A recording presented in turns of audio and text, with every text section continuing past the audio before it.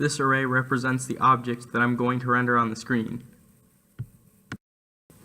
Here I've tried to make my code as readable as possible so that even if you don't know programming, you can read it.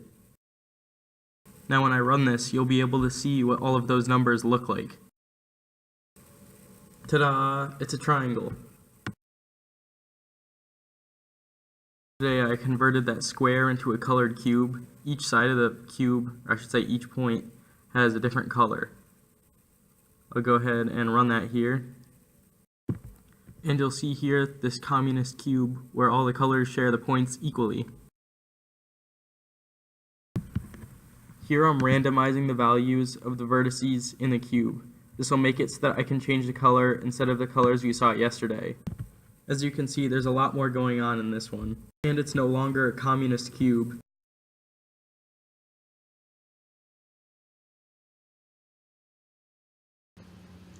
I'm doing a little software engineering here and learning from my mistakes from before, biting off more than I can chew.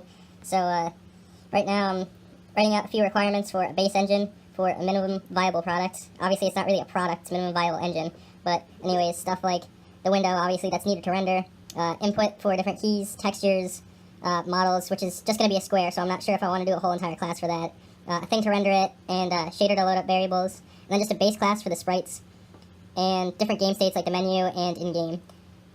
Different dependencies, just stuff for me to keep in mind, like I can't get input unless I have a window class in that file. A few later game engine features, obviously text so that people can read stuff, collisions, particles, so like fire, post-processing, like blurring, audio, obviously you don't have a silent game, and then maybe multiplayer, but I have no experience with that, so we'll see.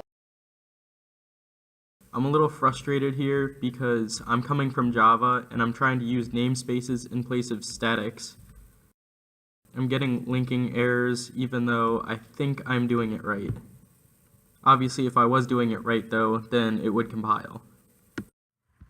So I finally got it to succeed. I think it might have had to do something with the order here. I think I was supposed to include the header first. It's working now, so I can move on to more important things.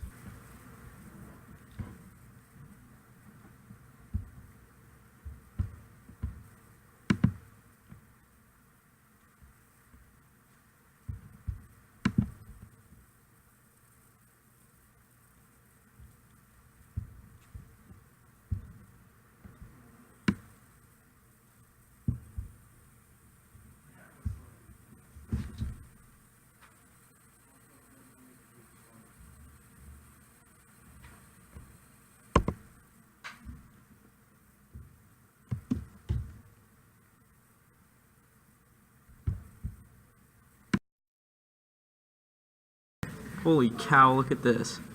You never get these type of errors in other languages. I think I figured out the error. I just forgot to put a const right there.